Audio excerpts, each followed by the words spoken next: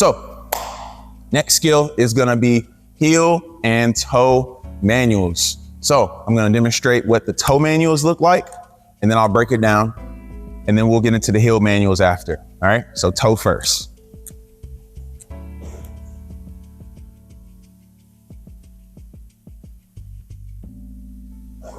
Here it is again, a little more dynamic.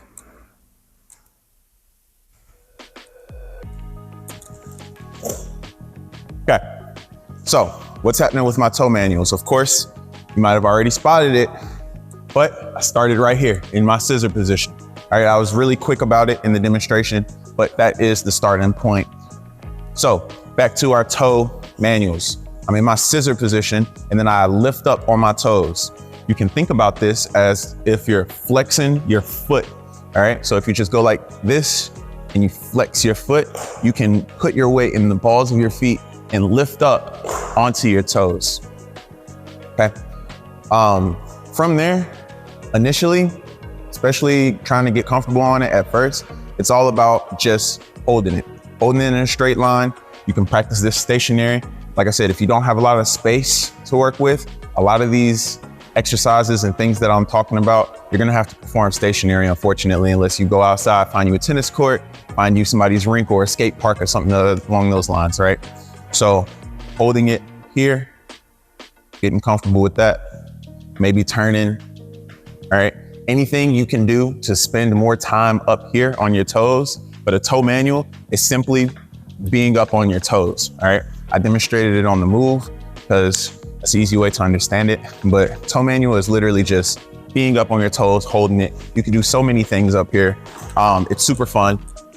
But if you have those big toe plugs, this is gonna be a bit more difficult for you, all right? When you have the smaller jam plugs, then life gets easier because you got a lot more toe clearance, but that's the basics behind toe manuals. So let's build on top of it, all right? Some good exercises for you to do. This is gonna be either small space or on the move. I'll demonstrate both. Would be to walk your toe manuals, okay? This is one of the exercises we teach here at Skate Shot Studios to some of the students and members that come through on a regular. Once they make it to this level, we usually try to give progressions, modifications to make it more challenging so that you're always getting better. In a small space, you would want to just do it in a circle or try to hold it in place. Things like that. But what's happening with that movement? Let's go ahead and break it down. So I'm up on my toes, and I want you to think about it like you're carving out two semicircles, right? One here, one there, one here, one there. I'm carving out these circles in the floor with my toes. I'm tracing them with my toes, okay? I don't think the camera got that shot. Here we go, I'm gonna do it again. But I'm tracing the circles with my toes, okay? I was talking about toe manuals and the exercise of walking it, all right? Half circles. Also, you can think about it as you're turning your hips to a diagonal direction, right? So I'm gonna look straight at you, all right? Now, if I think about it like I'm turning my hips this way, and then I'm turning my hips this way, what happens is I'm doing this type of motion with my toes, right? Turning my hips diagonal here, diagonal there. And what that does is it keeps me in a wide stance, all right? So if you look at, let's say, an NFL player, for example, right? You look at those linemen, their job is to push each other over so that they can try to get to the ball, get a tackle, right? And so a part of what they do is they try to get as stable as possible. They're gonna get low, they're gonna create a wide stance in their feet because that is one of the most stable positions we can be in. On the other hand, instead of being wide this way, you can also be wide this way in your scissor position. So this is also a very stable position. So if you maintain your scissor and you're wide right here, then you find a good middle ground for you to place your body weight so that you can always maintain your balance. It's very key because what you don't want to do is be right here and try to be up on your toes, okay? Also, this is another one of those things, like, it is possible. It's just a lot more difficult if you're learning this for the first time. All right. So a lot of times when I'm teaching this to people and this is their first time approaching it, I always tell them that if you're here and you've got your toes right next to each other and you're trying to perform this move, that's no man's land. All right. You're going to have what we like to call a Scooby-Doo moment, you know, where you got the sound effects and you fly back, zoop, zoop, zoop. Right? Like you just slipped on a banana peel, and those backwards falls be the ugliest. Okay. That's why we wear protective gear.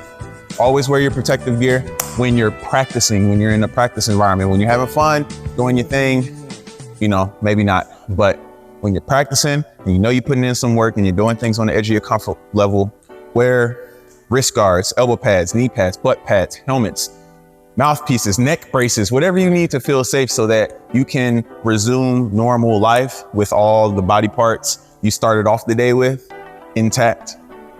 Wear it to protect yourself, all right? Back to the toe manuals. So I'm turning my hips in those diagonal directions, turning my hips in those diagonal directions and carving out those half circles. I'm bringing my feet to the front. At the same time, I'm changing the direction of my hips. Okay, so every time I change direction of my hips, I'm bringing my back foot to the front of my scissor position, which means I'm not doing this. I'm not doing this. It's not straight forward and back. It's not straight forward and back. I'm not doing this. Okay, I'm gonna try to show you all the angles here. I am not straight forward and back. I am curving out different directions every time. Okay, so hopefully that's clear enough, because it's kind of hard to articulate how to properly do this move through a video, and I can't give you feedback. So I kind of have to know the issues and address them up front. But for the most part, the biggest goal here is just being comfortable holding your toe manuals. Okay. So, and I have some exercises that can help you get stronger at this too, that you can do out of skates. Let's go ahead and get into heel manuals. For those of you who have the big jam plugs on your toes, you probably can't do toe manuals. So heel manuals are going to be your next best friend. Okay. So here it is.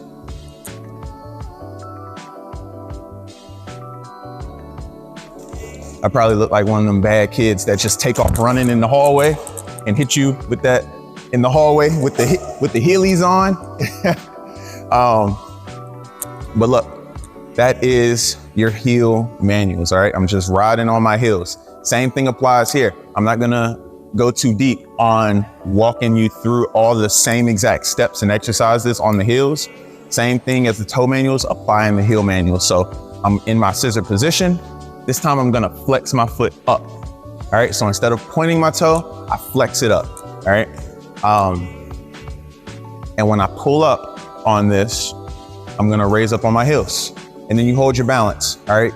You can sway side to side with them at the same time in the scissor position. That's of course also something you can do with your toes, but you can sway side to side with them at the same time in the scissor position. You can also perform the half circles where you're walking your heel manuals. Okay, and then this is the other part. You can do all of the other exercises on your toes or your heels as well. So for example, the eagle spread transition, right? The eagle spread transition, if you master that and then you do it on your heels, boom, it just turned into that, right? And then you can also do that on your toes as well. This is how you start to get comfortable with things like the grapevine, which you just saw me do a little bit right there. Is you turn, boom, and then you come back. Getting comfortable on your toes is one element of the grapevine. Getting comfortable with turn in your hips and turn out is another element of the grapevine.